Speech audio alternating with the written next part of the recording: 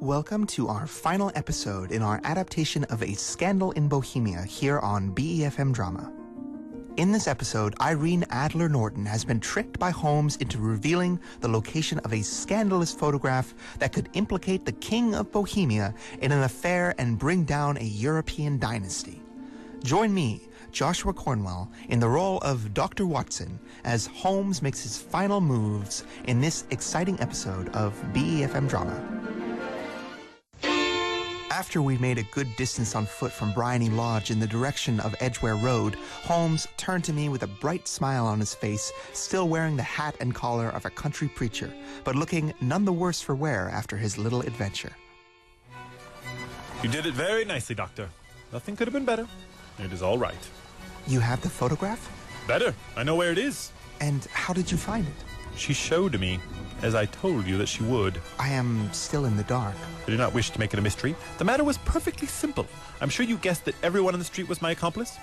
I've been putting the king's money to good use. I thought as much. Then, when the fight broke out, I had a little glass ampoule of fake blood in the palm of my hand. I rushed forward, fell down, smashed the ampoule on the ground, and put my hand to my face and became a bloody spectacle. It's an old trick of mine. The blood is my own concoction. That also does not surprise me. It's not from the morgue, I hope. Come now, Watson. The men carried me inside. She had to let us in. What else could she do? I was brought into a sitting room where I suspected the photograph was hidden.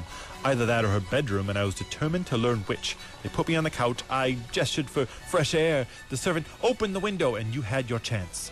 And how did that help you? Oh, it was all important. When a person thinks that their house is on fire, their first instinct is to rush to save things they value most.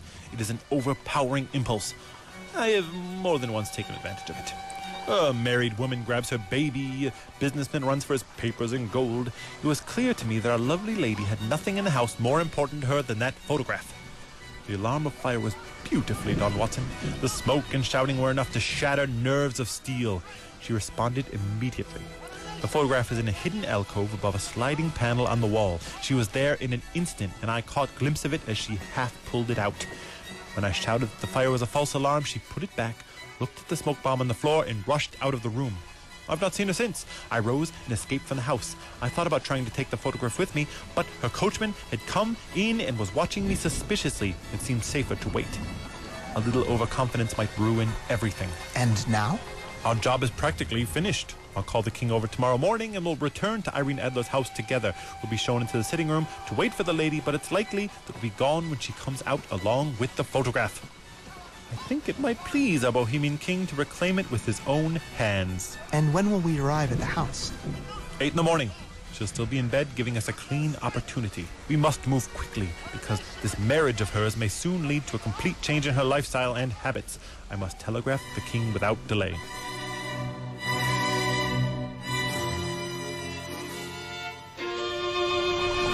We had reached Baker Street and had stopped at the door. Holmes was searching in his pockets for his keys when someone passing said, "Good night, Mr. Sherlock Holmes." There were several people on the pavement at the time, but the greeting appeared to come from a slim young man in a long coat who had hurried by. Holmes stopped and stared down the dimly lit street. I've heard that voice before. I wonder who the deuce that could have been. I slept at Baker Street that night, and we were enjoying our toast and coffee in the morning when the King of Bohemia rushed into the room. He grasped Sherlock Holmes by his shoulders and looked eagerly into his face. You've really got it. Not yet. But you have hopes. I have hopes. Then come. I am all impatience to be going. We'll need a cab. No, my carriage is waiting. We descended and started off once more for Bryony Lodge. As we drove, Holmes leaned across the carriage and spoke to the king. Irene Adler is married. Married? When? Yesterday. But to whom? To an English lawyer named Norton. But she cannot love him. I hope that she does. And why would you hope this? Because it would save your majesty from all fear of future harassment. If Irene Adler, now Norton, loves her husband, then she doesn't love your majesty. And if she doesn't love your majesty, there's no reason why she should interfere with your majesty's marriage. It is true.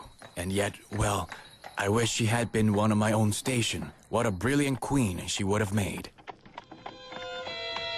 The king lapsed into moody silence, and none spoke until we drew up before the house. The door of Bryony Lodge was open, and an elderly servant stood upon the steps. He watched us with sardonic eyes as we stepped from the carriage. Mr. Sherlock Holmes, I believe. I am Mr. Holmes. Indeed. My mistress told me that you'll be coming.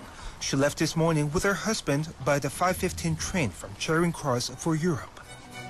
Sherlock Holmes staggered back, white with chagrin and surprise. What? Do you mean that she has left England? Never to return. And the papers? All is lost. We shall see. He pushed past the servant and rushed to the sitting room, followed by the king and myself.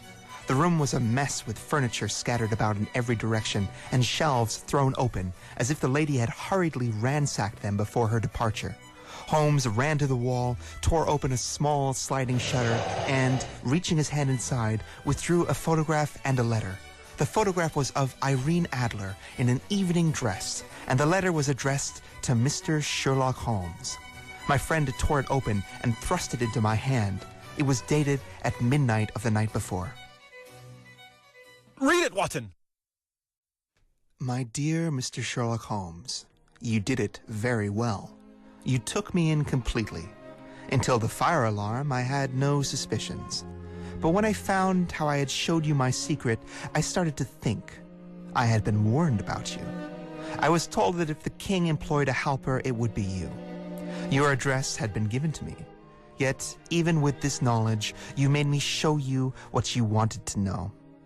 I found it hard to think evil of that dear, kind old clergyman, but I have been trained as an actress myself, you know. Male costumes are nothing new to me. I often take advantage of the freedom they give me. I sent the coachman to watch you, ran upstairs, got into my men's clothes, and came down just as you departed. Well, I followed you to your home and made sure it was true that the celebrated Mr. Sherlock Holmes had taken an interest in me. Then I, rather imprudently, wished you good night and started off to see my husband. We decided our best option was to run, a prudent choice when pursued by an enemy as powerful as a king. So, you find my nest empty. As for the photograph, your client may rest in peace. I love and am loved by a finer man than he will ever be. The king may do what he likes without fear of one whom he has cruelly wronged. I will keep it only to protect myself and to preserve as a weapon that will always secure me from any steps he might take in the future. I leave him another photograph, one he might like to keep.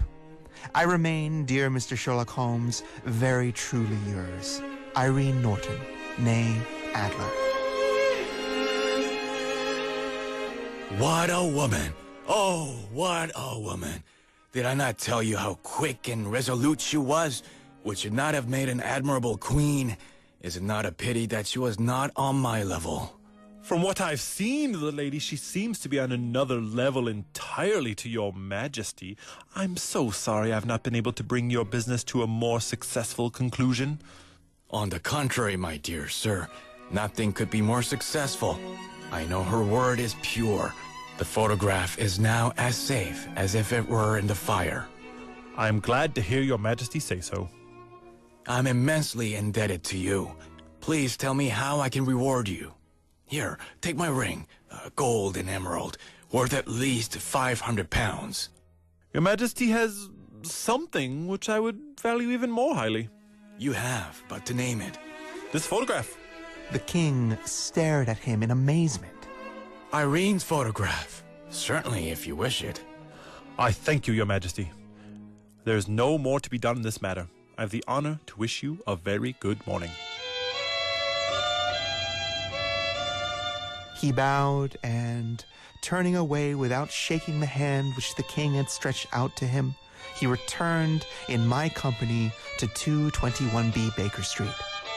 And that was how a great scandal threatened the Kingdom of Bohemia, and how the best plans of Mr. Sherlock Holmes were beaten by a woman's will. He used to make fun of the cleverness of women, but I have not heard him do it lately. And when he speaks of Irene Adler, or when he refers to her photograph, it is always under the honorable title of the woman.